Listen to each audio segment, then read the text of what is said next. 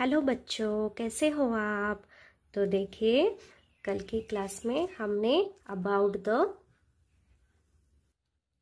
Agricultural season के बारे में पढ़ा था और ये कैन यू टेल के सभी क्वेश्चंस हमने देखे थे और एग्रीकल्चरल सीजन्स के बारे में हमने पढ़ा था। Okay, there is a 2 seasons, mainly kharif season and the rabi season. Okay, so इसके बारे में कल की क्लास में हमने पढ़ा था। आज हम नेक्स्ट एग्रीकल्चरल वर्क के बारे में देखते हैं। So before we move to the agricultural work, so ये देखिए, कैन यू टेल, यहाँ पे एक क्वेश्चन दिया गया है। So which is the question here, see which is the season for growing rice. So rice के लिए कौन सा सीजन महत्वपूर्ण है। सो देखिए यहाँ पे, so rice is mainly grown in kharif season which starts with the onset of monsoon around June and ends around October. So rice needs a lot of water, so it grows well during the rainy season. So देखिए, rice को बहुत सारे पानी की आवश्यकता होती है। सो ये क्या होता है, रेनी सीजन में बहुत ही ज़्यादा अच्छी तरीके से उगाया जा सकता है। सो देखिए, मैं और एक बार आपको इसका आंसर बताती हूँ। सो धान को चावल भी बोलते हैं। सो चावल मुख्य रूप से खरीफ ऋतु में उगाया जाता है, जो मानसून की शुरुआत लगभग जून से शुरू होती है और अक्टूबर तक चलती है।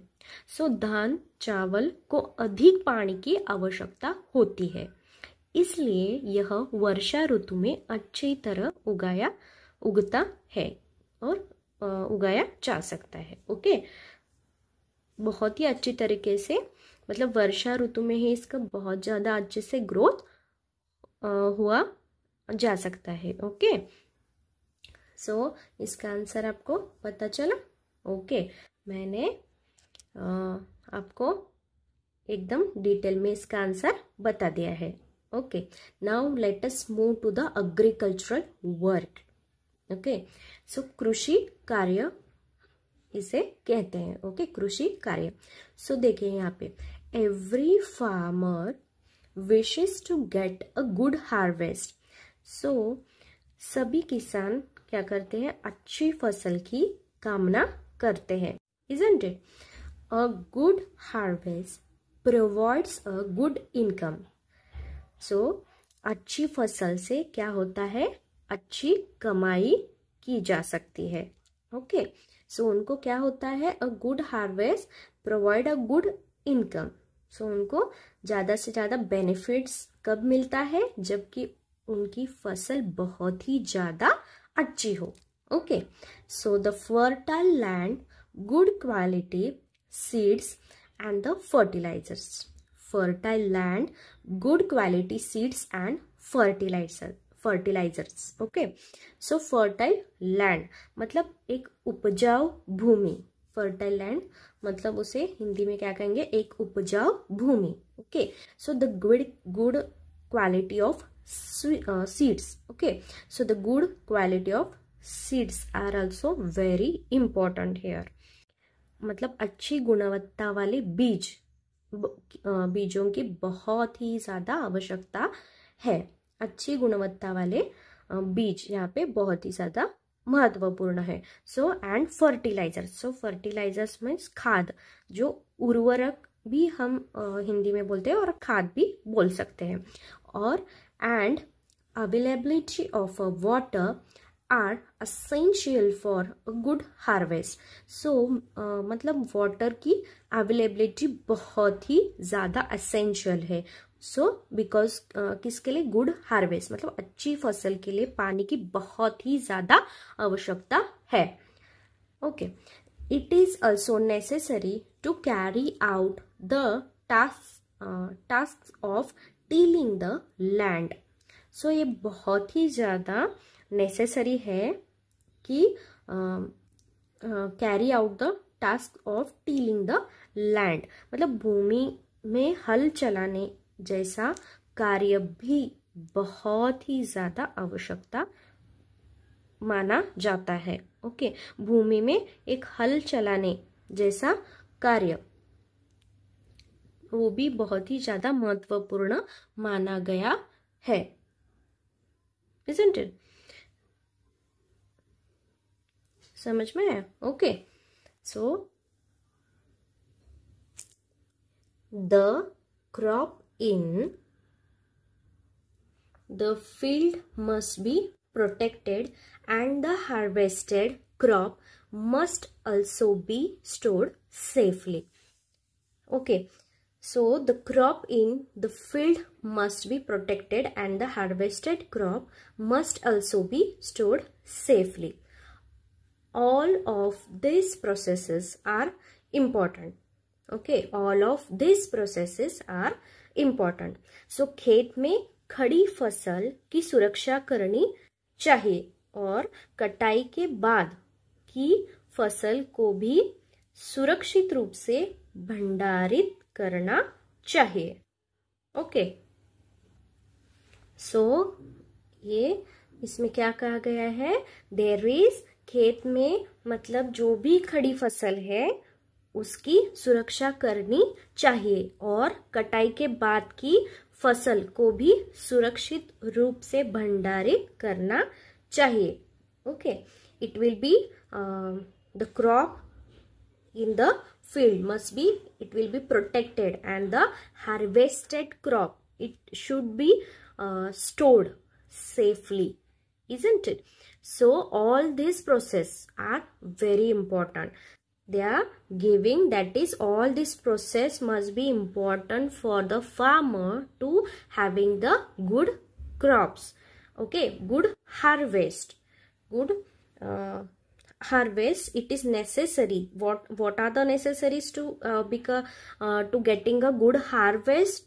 There is a fertile land is important, and the good quality of seeds also important, and there is a good quality of the fertilizers also they have to use, isn't it? And the availability of water, that is also essential for a good harvest. So these are the processes, all these processes are very important.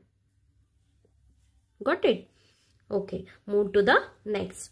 The population of our country is increasing and still the needs of all the people are being met, and this has been possible because of modern improved method of agriculture. Okay, see here, the population of our country is increasing. Yes, isn't it? It is very true. See here, population is increasing day by day. Yes, then the still needs of the people are being met. So people who are the needs of this are being met very easily because of the modern agricultural improvement, and this has been possible because of the modern improved methods. Modern agriculture जो भी यहाँ पे methods use हो रहे हैं और agriculture में जो मतलब एग्रीकल्चर में जो इम्प्रूवमेंट हुई है, इसका बहुत ही ज़्यादा फायदा सभी लोगों को हो रहा है। ओके, सो सियर, सो यहाँ पे देखिए, मेट का मीनिंग क्या है? मिल जाना। सो सभी लोगों को बहुत ही इजीली एग्रीकल्चर के बहुत ही ज़्यादा फायदे हो रहे हैं। तो किसी वजह से, क्योंकि एग्रीकल्चर बहुत ही इम्प्रूव हो गया है। ओके, सो देखिए, हमारे देश की यहाँ पे क्या दिया है? हमारे देश की जनसंख्या बढ़ रही है, फिर भी सभी लोगों की आवश्यकताएं पूरी हो रही है। यह सब आधुनिक और उन्नत कृषि पद्धतियों के कारण संभव हो पाया है। Got it?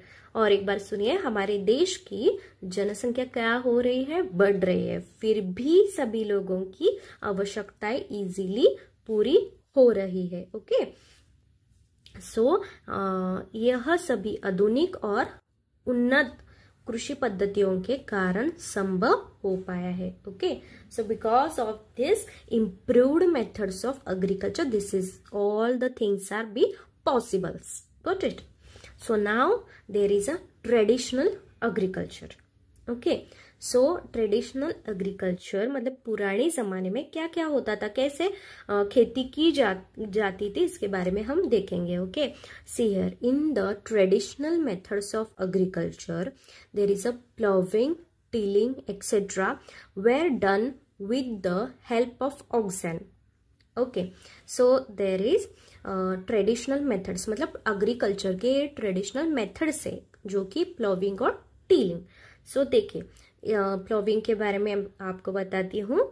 C here turning over. So ploughing इसका मीनिंग देखिए, turning over the soil using a plough to prepare it for sowing seeds. Again, turning over the soil using a plow to prepare it for sowing the seeds. Got it? So, हल की मदद से मिट्टी को उलटना ताकि बीज बोने के लिए खेत तैयार किया जा सके. Got it? सो हल की मदद से मिट्टी को उलटना ताकि बीज बोने के लिए खेत तैयार किया जा सके, इसे क्या कहेंगे, प्लाउइंग. और now there is a tilling. So tilling, what is the meaning of tilling? I will tell you. Okay, so see here the tilling means loosing and preparing the soil for planting by breaking it up. Loosing and preparing the soil for planting by breaking it up. Okay, so मिट्टी को भुरभुरी करना और खेती के लिए तैयार करना, उसे क्या कहेंगे, टीलिंग. सो मिट्टी को भुरभुरी करना और खेती के लिए तैयार करना, उसे क्या कहेंगे, टीलिंग. सो दोनों का मीनिंग मतलब थोड़ा बहुत सेम ही है. Okay, so there is were done with the help of oxen. Okay, so oxen means बैल. सो बैलों की मदद से ये सभी किया जाता था. Okay, now there is a see here next a moat, a huge leather bag. So moat का मीनिंग क्या है, a huge leather bag driven with the help of oxen was use to. यहाँ पे दिख रहा है आपको, ये ऑक्सन की हेल्प से ये लेदर बैग है यहाँ पे, और use to draw water from the well, मतलब वेल से पानी निकालने के लिए ये इसका उपयोग किया जाता था, मतलब पुराने जमाने में. isn't it? So देखिए a mott, a huge leather bag driven with the help of oxen was used to draw water from the well. See here, that is a mott, a huge leather bag. सो देखिए मॉट का meaning मैं आपको बताती हूँ. A moat is a huge leather bag.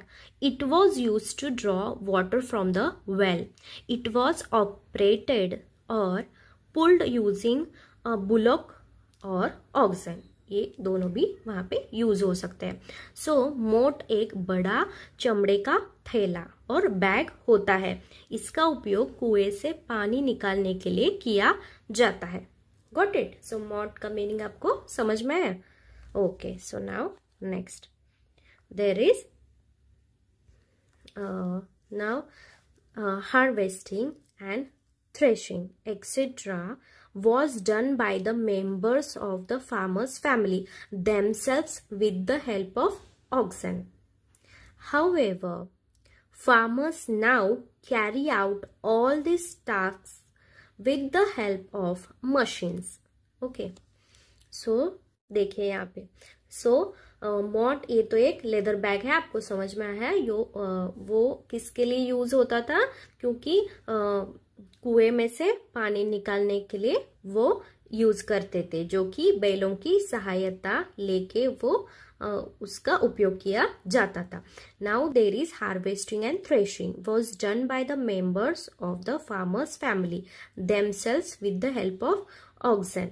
So what is the meaning of harvest and threshing, ये मैं आपको बताती हूँ. ओके, सो फर्स्ट देखिए यहाँ पे हार्वेस्टिंग. हार्वेस्टिंग का मीनिंग देखिए, harvesting is the process of cutting and collecting the mature crops from the field. See here, harvesting is the process of cutting and collecting the mature crops from the field. फसल की कटाई और उसे खेत से इकट्ठा करने की प्रक्रिया को कटाई, that is harvesting कहते हैं. ओके, फसल की कटाई और उसे खेत से इकट्ठा करने की प्रक्रिया को कटाई मतलब हार्वेस्टिंग कहते हैं. ओके, समझ में आया हार्वेस्टिंग का meaning. Now there is a threshing. So threshing का मीनिंग देखिए यहाँ पे. Threshing is the process of separating the grains और seeds from the harvested crop. Okay, so threshing is the process of separating the grains or seeds from the harvested crop. So कटाई के बाद फसल से अनाज या बीज को अलग करने की प्रक्रिया को मड़ाई कहते हैं. कटाई और मड़ाई ऐसे कहते हैं थ्रेशिंग. ओके, कटाई के बाद फसल से अनाज या बीज को अलग करने की प्रक्रिया को मड़ाई कहते हैं. That is threshing. Okay, so ये दोनों के मीनिंग मैंने आपको इजीली बता दिए हैं. Okay, so that was done by the members of the farmers family themselves with the help of oxen. So ये मैं पूरा आपको और एक बार बताती हूँ. ओके, सो पुराने समय में क्या होता था, कृषि कार्य जैसे हल चलाना आदि बैलों की मदद से किए जाते थे. ओके, कुएं से पानी निकालने के लिए मॉट मतलब यूज लेदर बैग यूज होता था, उसकी बैलों की मदद से चलाया जाता था. ओके, देन कटाई मड़ाई जैसे काम किसान के परिवार के सदस्य खुद बैलों की सहायता से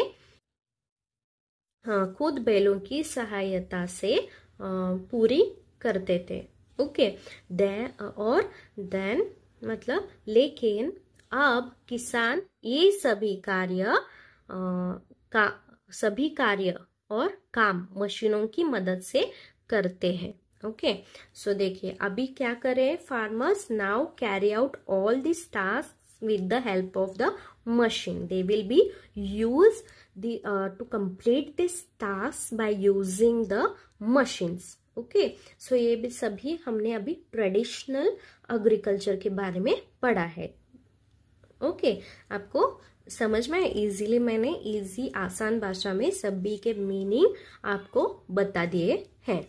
ओके, देन देखिए farmers now carry out this task with the help of machines. मतलब अभी के समय में सभी फार्मर्स क्या यूज करें, मशीन्स का उपयोग करके एग्रीकल्चर में इम्प्रूवमेंट उन्होंने लाए हैं. ओके, सो समझ में आया इतना. ओके, तो आज की क्लास में हम यही रुकते हैं. ओके, सो नेक्स्ट क्लास में देखिए इम्प्रूव्ड मेथड्स ऑफ एग्रीकल्चर के बारे में हम नेक्स्ट क्लास में पढ़ेंगे. ओके, टिल देन आपने अभी तक सब्सक्राइब नहीं किया है तो चैनल को प्लीज सब्सक्राइब कीजिए. Then to press the bell icon, क्योंकि आपको नेक्स्ट वीडियो का नोटिफिकेशन जरूर मिले. Then press the bell icon and like share and subscribe. Okay, bye बच्चों.